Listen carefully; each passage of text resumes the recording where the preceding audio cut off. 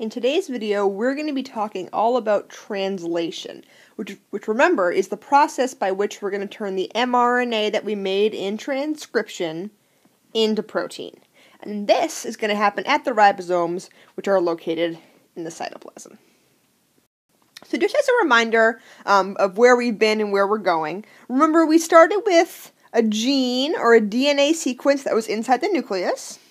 RNA polymerase copied this gene into RNA via transcription. And then after I had my RNA copy, I went through a bunch of editing. So I cut out the introns. Remember, I added a 5' G cap and I added a 3' tail. So now I'm kind of left with my edited RNA. So now this edited RNA, which we call mRNA, is going to go out of the nucleus to the cytoplasm where it's going to find a ribosome where it will be read and translated through translation into a protein. So we've talked a little bit about the types of RNA already, but let me remind you, because the three types of RNA are very important for translation. So we can kind of think of the process of translation as reading the blueprint or reading that RNA copy of our gene so we have the instructions to build our protein. Because remember, genes code for proteins. So if we break down the three jobs of the three RNAs, mRNA, the actual message RNA itself, its job is just to bring the instructions to the ribosome on how to build a protein. So if we're talking about a construction analogy, the mRNA is kind of like a foreman or a contractor who has the blueprints or the directions to build a house or a protein. tRNA, remember, the tRNA is the RNA that's going to carry the appropriate amino acids to build our new protein. It's going to bring the amino acids to the ribosome.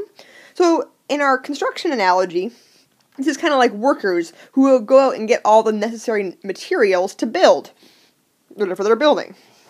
And then finally, rRNA. Remember, that was a structural component of the ribosome itself. So this is remember, the ribosome's job is to put the amino acids in the correct order. So the analogy here, rRNA, would be the actual workers who are actually building the house or building the protein that we're looking at. So let's look a little bit more at tRNA. So this is just a type of RNA molecule. So it's a single-stranded piece of RNA, but it's folded and twisted on itself. So it has a different shape, and we'll see that shape on the other slide. And there are two important parts to this tRNA. One end of the tRNA has what we call an anticodon, and we'll come back to that later, probably in the next video. And then at the other end of the tRNA, there's a spot where the amino acid can attach. Because remember, the tRNAs are going to carry amino acids to the ribosome. And there is an enzyme that you don't have to worry about what its name is, but there is an enzyme that attaches amino acids to tRNAs so that it can carry it to the ribosome. So here's what a tRNA looks like. So if you follow it, it's a single strand of RNA that's folded and twisted on itself to create this little structure. So down here, this is that first important part I pointed out called the anticodon that we're going to see later. And it's made up of 3 nucleotides. 1, 2, 3. And then right on the top here, this is the spot where the amino acid is going to attach. So the tRNA can carry the amino acid to the ribosome to be added to the growing protein. So here is a more cartoony version. So the previous slide was a more accurate version of what a tRNA looks like. This is a more cartoony version. But the 2 important parts are highlighted. So first down here, here's the 3 nucleotide anticodon that I still haven't really told you what it's used for, but note that it's right there. And then on top, there's the spot where the tRNA will carry the amino acid. So that next important player in translation, of course, is the ribosome. So the ribosome is what reads the mRNA and assembles our new protein. And a ribosome itself is actually made up of 2 subunits. So a small subunit, so a small piece, and a large subunit. And each of these 2 subunits in turn are made up of both protein and rRNA. That's the 2 structural pieces that make up those subunits.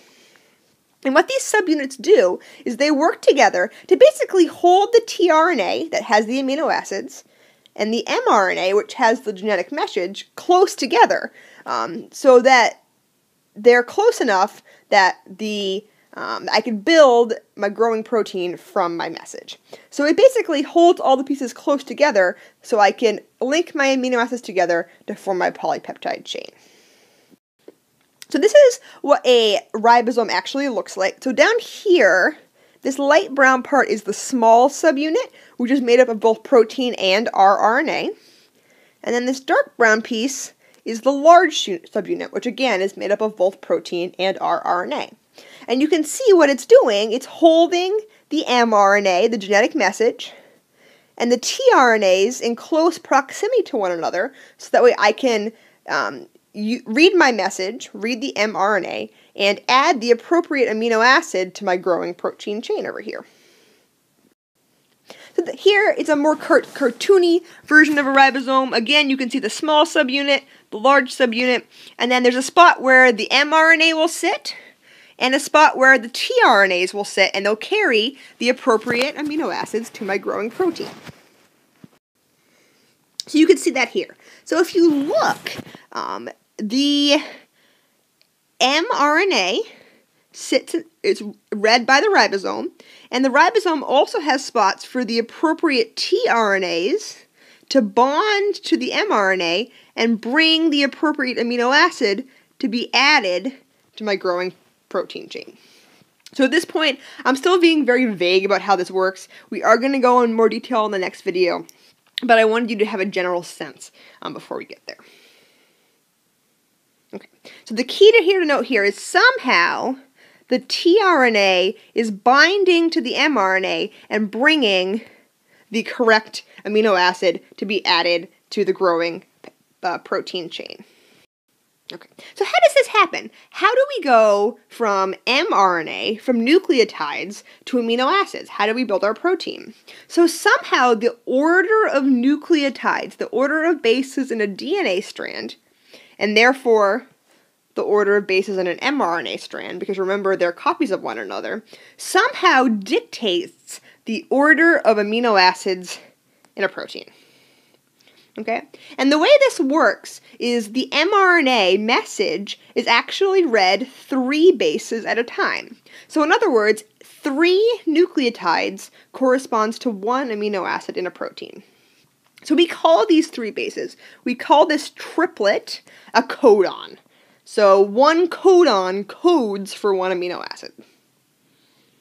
So translation is the process by which I'm taking that nucleotide language, the order of nucleotides, and I'm translating it into amino acids. So the ribosome's job is to read these codons and then bring in the appropriate tRNA with the appropriate amino acid to build my protein. So at this point, we know that it's 3 bases, or 3 nucleotides that correspond to 1 amino acid, but obviously, when this was first discovered, they didn't know how many bases corresponded to 1 amino acid. But if we look at the math, the fact that it's 3 kind of makes sense. So we know, or scientists at the time knew, that there were 20 different amino acids. So if 1 nucleotide corresponded to 1 amino acid, that wouldn't really work, because we only have 4 nucleotides. We only have A, T, C, and G. So if it was a 1-to-1 correlation, that would only be enough codes for 4 amino acids. But I know I have to have codes for 20. So we knew it wasn't 1-to-1. If 2 nucleotides corresponded to 1 amino acid, you can see here I've written out all the possible combinations of 2 nucleotides, and that actually only gives me 16 different combinations. And again, I know I have 20 amino acids, so that's not a possibility. However, there are 64 different combinations of 3 nucleotides that I can make. So that gives me 64 different amino acids, which is well above my minimum of 20. So scientists were kind of clued in 1968, that it must be 3 nucleotides corresponding to 1 amino acid.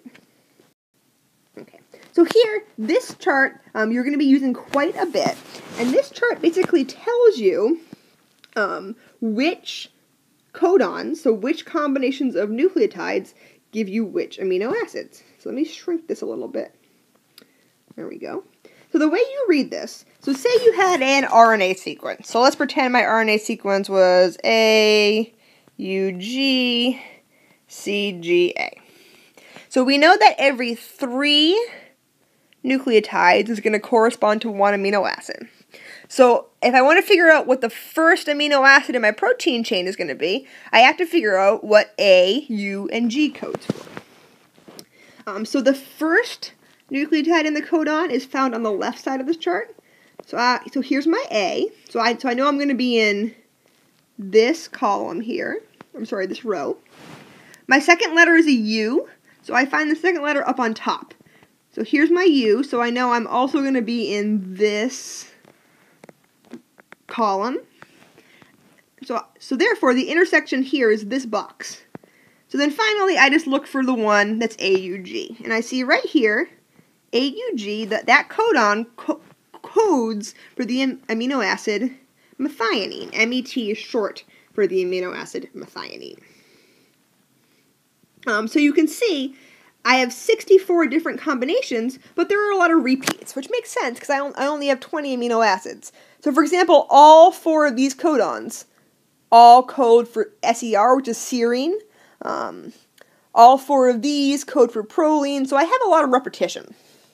Some other important things to note, the codons UAA, UAG, and UGA, these 3 codons don't code for specific amino acids. Instead, they code for what we call stops. So a stop is not an amino acid. It just means that is where the ribosome is going to stop building the protein. That's where the message ends. So here is just a different version of the chart, giving you a little more information. It's telling you to look for the first base in the codon on this side, the second up top, and then the third you can find in the given box. So another important thing to note about the code is whenever you build a protein, the first amino acid is always methionine. It's always going to be AUG every time. So methionine is also known, or AUG is also known as the start codon because it's always the beginning of every single protein. And again, here's those 3 stops, and that's the signal that we're stopping translation, those 3 codons. Okay, so this picture is just, again, reiterating the same thing. So I'm starting with a DNA message. I'm going to do transcription to get my RNA copy, and then I'm going to read my RNA in codons in 3s to build my protein. So AUG, that corresponds to the start codon, which is methionine, the amino acid methionine. And again, that's always going to be the first one. AAG, if you looked up that in the chart, that would be lysine. UUU, that will give us phenylalanine, PHE. And then finally, UAG, that's one of those stops. So that means we're done building the protein. We're going to stop right there. So then finally, let's just do a little bit of practice. But before we do that, I do want us to look at this version of the chart. It's the same kind of chart we were looking at on the previous slide, but it's just written a little differently. Some students prefer this one. And the way this one works is instead of having to worry about the left side of the box and the top side of the box for your first and second letter, here you start in the middle and then work your way outwards. So if I was interested in figuring out what CAG coded for, I would start with my C right here. I would then go to my A and then go to the G. So CAG would code for glutamine, which is GLU is its abbreviation. Okay. So at this point, what I want you to do is pause the video, and you can see I have the DNA strand. I already copied it into mRNA for you, right here. And what I want you to do is stop and figure out what each of these codons would code for in your new protein that you're building. So go ahead and pause. Okay, so hopefully you've already filled it out, so let's check your answers. So first we have AUG. So if we start with A, and then go to U, and then G, like always, we're going to start with methionine, which is always going to be our start codon. So I abbreviated that MET. So the next one is U. So we should go U, and then U. So that's going to be phenylalanine is going to be our next amino acid. So that abbreviation is PHE. CCC looks like it's going to be proline next. GGG is going to be glycine, which is GLY. AAA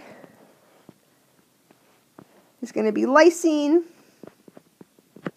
UUU, again, that's phenylalanine. We already saw that one up above. UUC, again, is going to be phenylalanine. And then finally, UGA, that's one of our stops. So that's where we're going to end our protein. So our protein would have 1, 2, 3, 4, 5, 6, 7 amino acids long. So that's video 6. See you in video 7.